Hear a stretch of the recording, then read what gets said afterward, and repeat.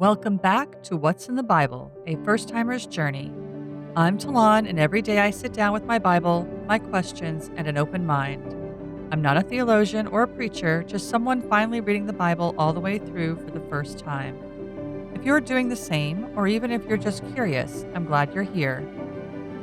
Today's reading has a little bit of everything. There's emotion, compassion, a big reveal, and even a little water walking miracle. So let's get into it. Today's readings: Genesis 44:1 through 45:28, Matthew 14:13 through 36, Psalm 18:37 through 50, and Proverbs 4:11 through 13. Day 22, Genesis. When his brothers were ready to leave, Joseph gave these instructions to his palace manager. Fill each of their sacks with as much grain as they can carry, and put each man's money back into his sack. Then put my personal silver cup at the top of the youngest brother's sack, along with the money for his grain.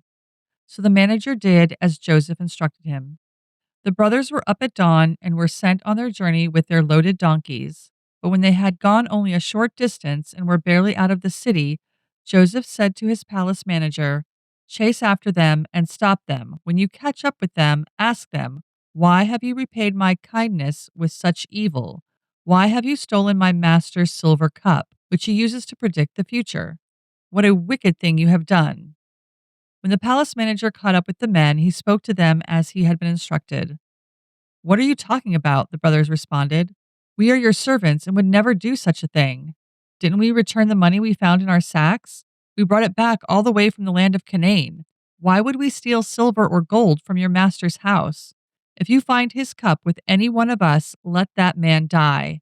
And all the rest of us, my lord, will be your slaves." "That's fair," the man replied. "But only the one who stole the cup will be my slave. The rest of you may go free."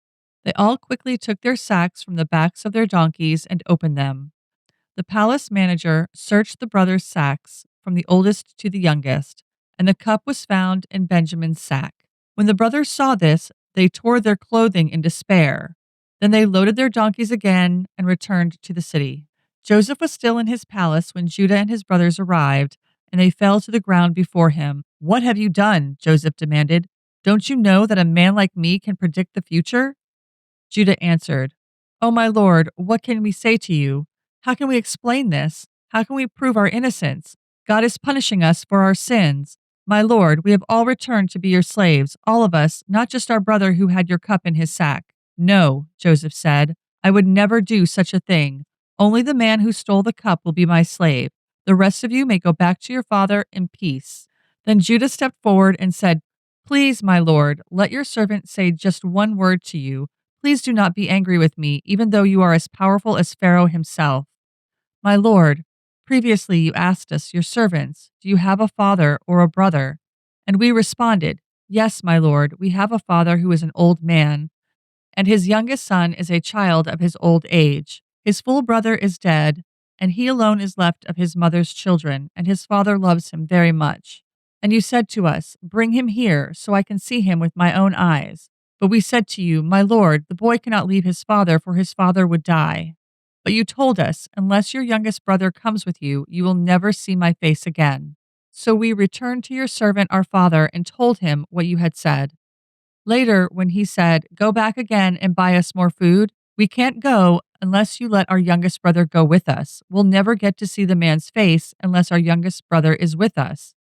Then my father said to us, "As you know, my wife had 2 sons, and one of them went away and never returned. Doubtless he was torn to pieces by some wild animal. I have never seen him since. Now, if you take his brother away from me, and any harm comes to him, you will send this grieving white-haired man to his grave. And now, my lord, I cannot go back to my father without the boy. Our father's life is bound up in the boy's life. If he sees that the boy is not with us, our father will die. We, your servants, will indeed be responsible for sending that grieving white-haired man to his grave. My lord, I guaranteed to my father that I would take care of the boy. I told him, if I don't bring him back to you, I will bear the blame forever. So please, my lord, let me stay here as a slave instead of the boy, and let the boy return with his brothers. For how can I return to my father if the boy is not with me? I couldn't bear to see the anguish this would cause my father." Joseph could stand it no longer.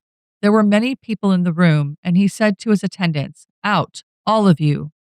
So he was alone with his brothers when he told them who he was. Then he broke down and wept.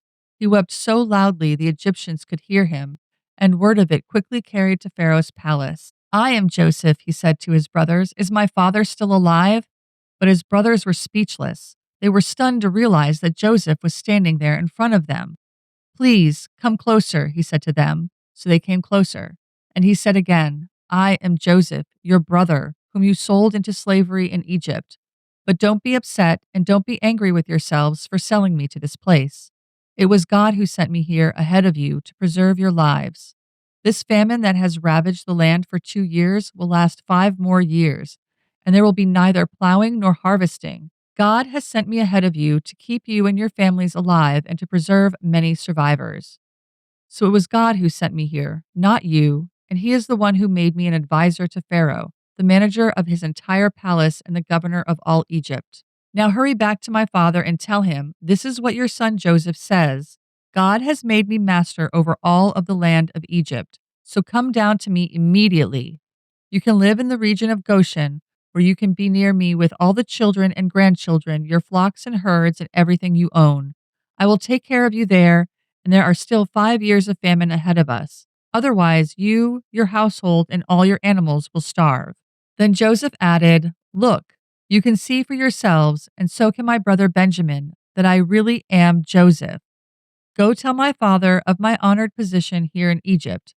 Describe for him everything you have seen, and then bring my father here quickly." Weeping with joy, he embraced Benjamin, and Benjamin did the same. Then Joseph kissed each of his brothers and wept over them, and after that they began talking freely with him.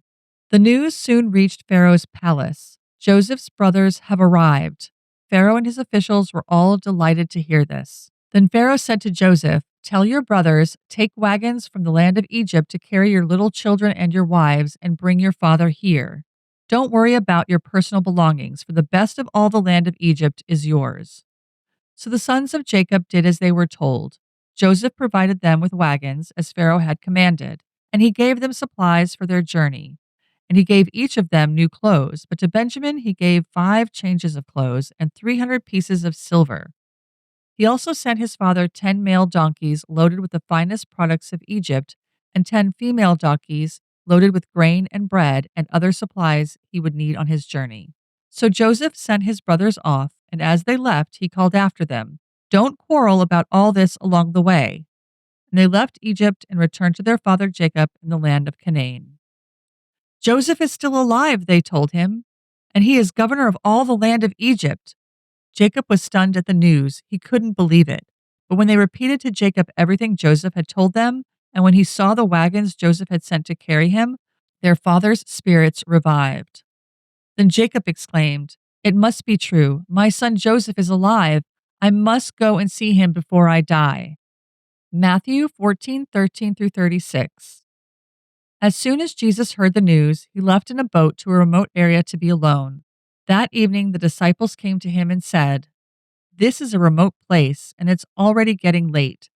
Send the crowds away so they can go to the villages and buy food for themselves." But Jesus said, "That isn't necessary. You feed them."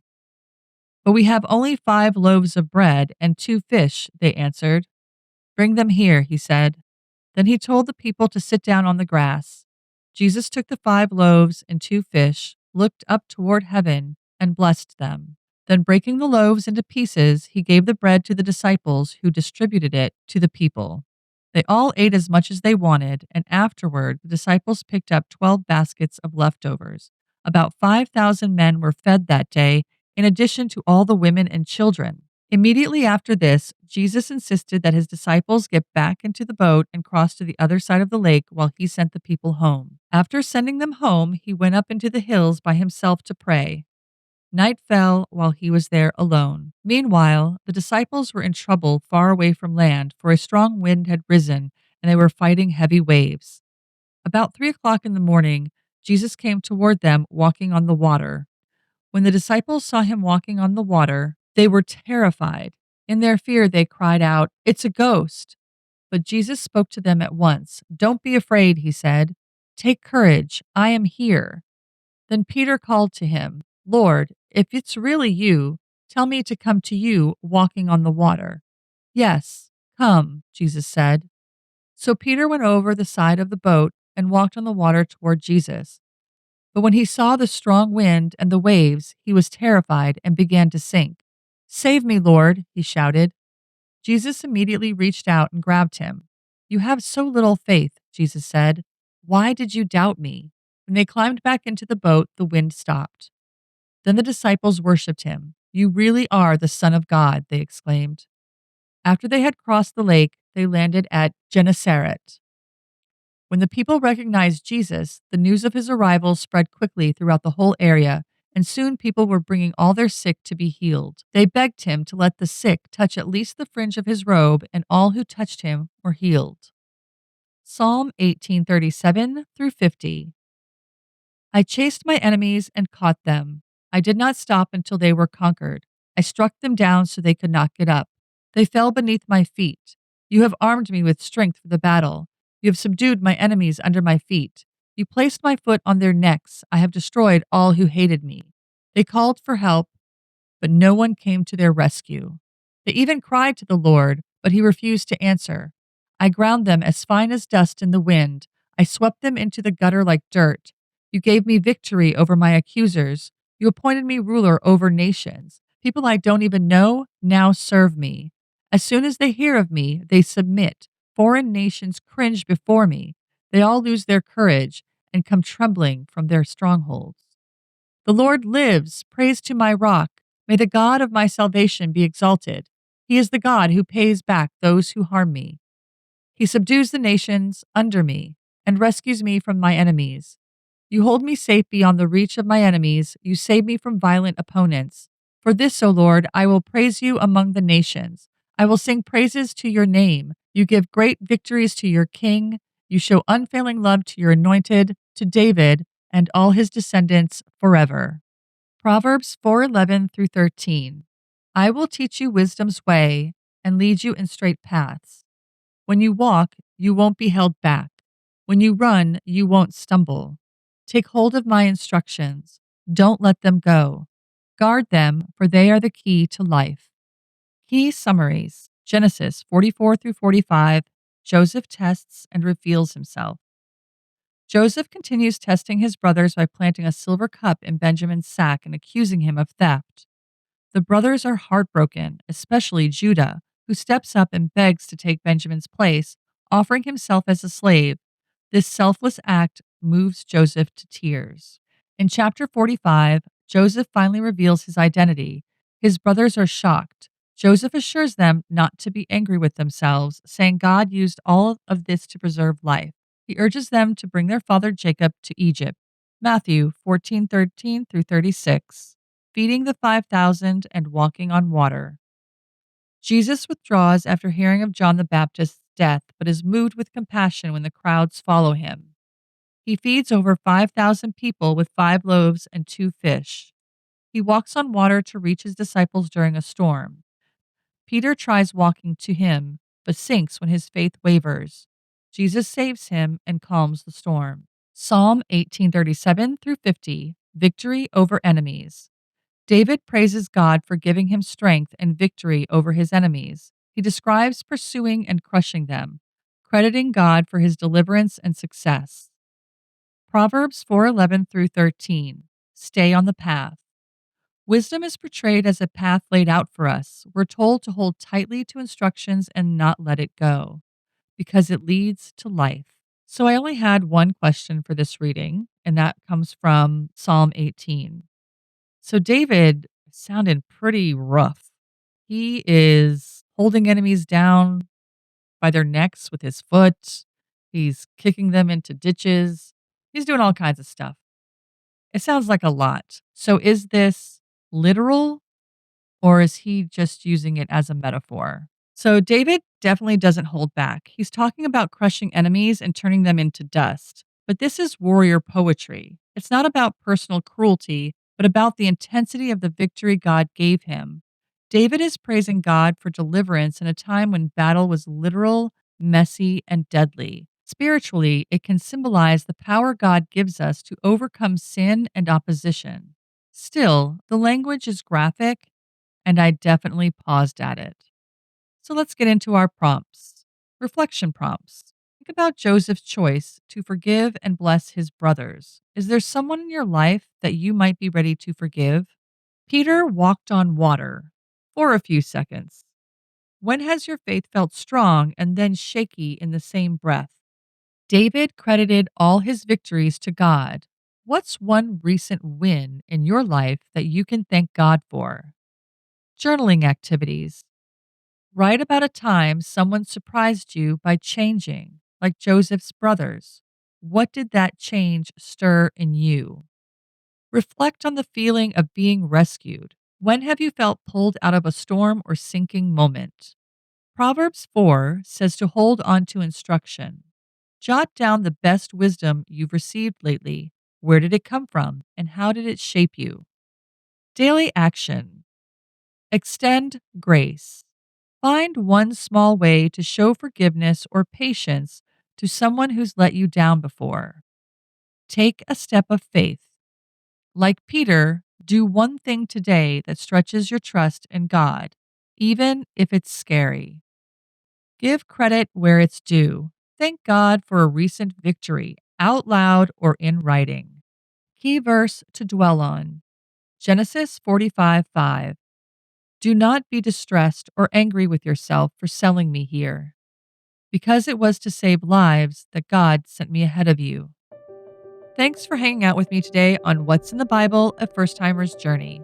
If today's reading stirred something in you, write it down, sit with it, talk to God about it. And remember, every journey starts with a single step. See you tomorrow for the next one.